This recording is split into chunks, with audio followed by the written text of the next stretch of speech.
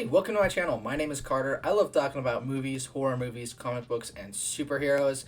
Speaking of horror movies, today I was able to go see Final Destination Bloodlines, the sixth film in the Final Destination franchise. If you don't know already, I actually really enjoy these movies. Every single one of them, with the exception of the Final Destination, I think is a really fun time with some really creative kills and, the characters. You can give or take the characters. But I think it's honestly just a really fun time. When it comes to horror franchises, Final Destination isn't one that immediately comes to my mind when I think of horror, when I think of favorite horror franchises, but honestly it should, because it's really consistent, and like I said before, I enjoy almost every single movie. So walking into Bloodlines, I was actually pretty excited. This was on my most anticipated list of 2025. It wasn't super high up there, but it was still on there because I've been waiting a long time for a new Final Destination movie, and I feel like everyone growing up saw at least one clip of a Final Destination movie and got super worried about either driving behind a log truck or getting on a plane or nail guns or fireworks, literally anything you can imagine. People got super worried about, and I'm very happy to say that Bloodlines continues the trend.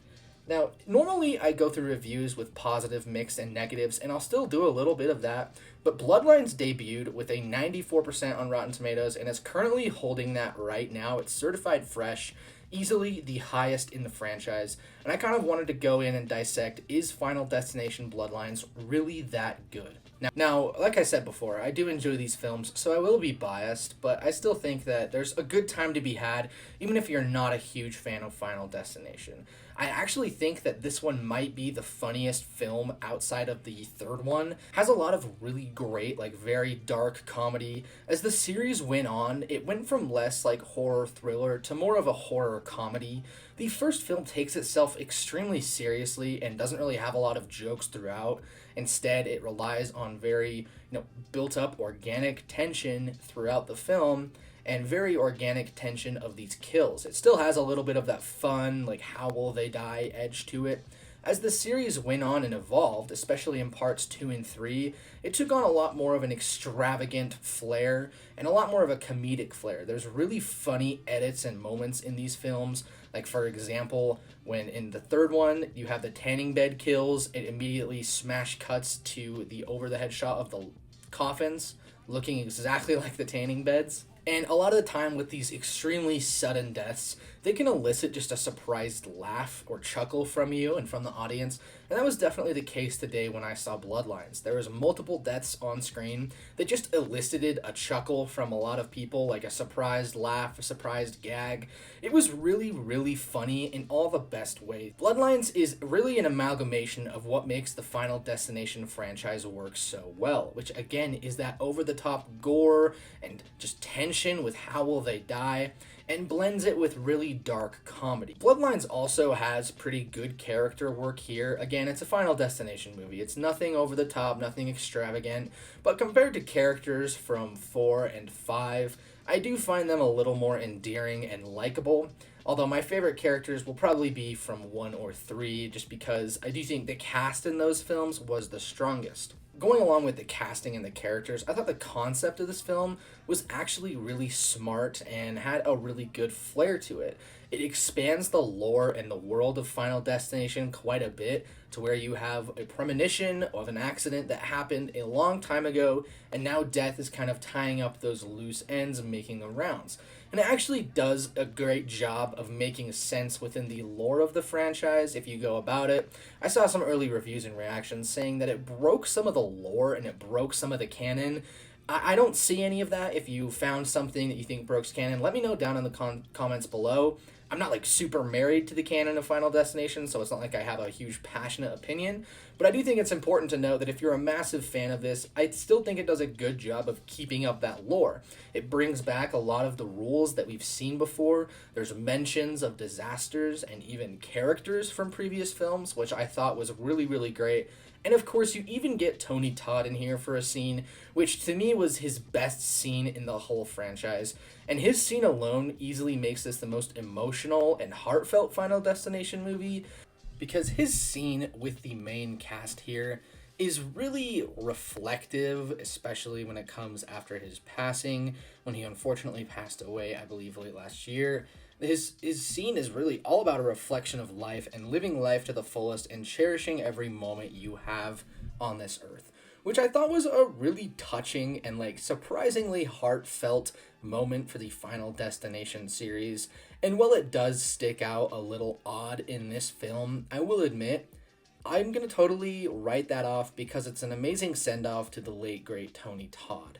And I not that I was emotionally affected, but I thought it was really well done. The dialogue there is so well done, and just the way that Tony Todd delivers those lines was really emotional, and I thought that overall, just that scene was a standout in this film for reasons I never expected to say from a Final Destination film. In a movie so filled with dark comedy, over-the-top gore and violence, and jokes about killing an infant, Tony Todd's scene was an emotional and overall just a very fitting send-off for both his character and the actor as a whole. Taking a total 180 and just diving into the kills here, yes, unfortunately, it does use quite a bit of CGI, and at times it can make the bodies feel weightless, like ragdolls, or even like objects are falling way too fast, way too quick.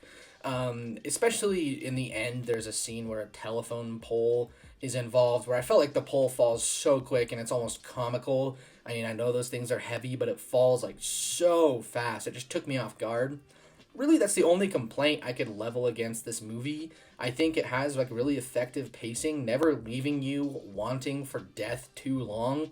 I think the biggest gap between kills is easily the premonition and then the first kill that we get, because after that it's really speedy, and even when it takes a moment to breathe, like when the main cast goes and meets Bloodworth, Tony Todd's character, there's still great stuff going on. There's hilarious lines of dialogue between a couple of characters, and there's some great scenes. I thought that Eric, the character you see in the trailer who has a lot of piercings, he's really funny throughout, has a lot of great moments. He's a little bit of a dick, but it's not like a caricature like it is in previous Final Destination movies. He's not like Hunt or Carter from the from the fourth and first Final Destination movies respectively.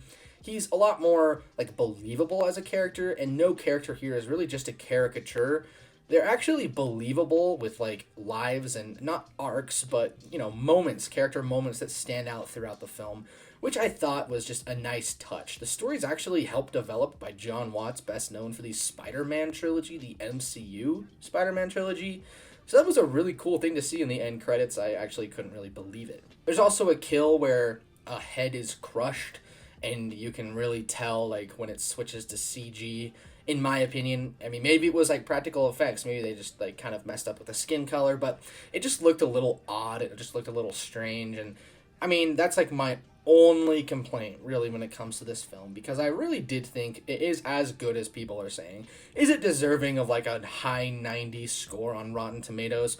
Maybe not, but that's just because the site is an aggregator. No one on Rotten Tomatoes is going in and changing the score. I just think it's really funny when a movie that people really want to score high doesn't score high, so people automatically turn to like, they're buying reviews. Rotten Tomatoes is crooked. Like, no, it's an aggregator site. It takes averages across the internet and submits them. Like, you know that, right? It's important to me that you know that. There's also a lot of jokes here that I found to be really funny. There's like a recurring gag with a penny. It's not much of a gag so much as it's like Death really likes this one penny that keeps popping up throughout time. I thought that was really funny and unique, and it's just fun to see the franchise really lean into its like goofy and over-the-top vibe, while also maintaining some really tense moments. The backyard scene, prominently featured in the trailers, is maybe the film's most tense moment, along with a scene in a hospital later on. I thought that a lot of the plot ideas were original. The deaths seemed pretty fun and unique. There's a few callbacks here, especially in the last 10 minutes, that I really, really enjoyed, especially to Final Destination 2, which people really love. It's one of my favorites of the franchise as well. So overall, I'd say Final Destination Bloodlines was a really fun time, heightened for me because I'm a fan of the franchise.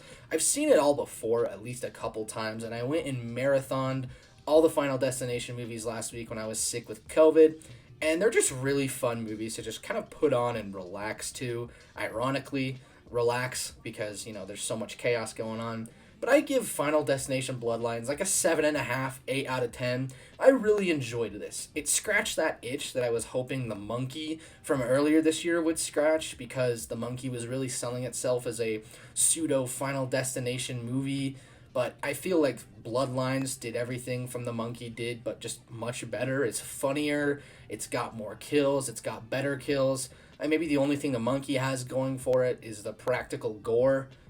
Not to say that I didn't enjoy The Monkey, but I was just a little let down by that film. Anyways, guys, have you seen Final Destination Bloodlines? If you have, let me know your thoughts about it down in the comments below. What was your favorite kill? What was your favorite moment? And how would you rank it in the franchise? As always, thank you so much for watching, and have a great rest of your day.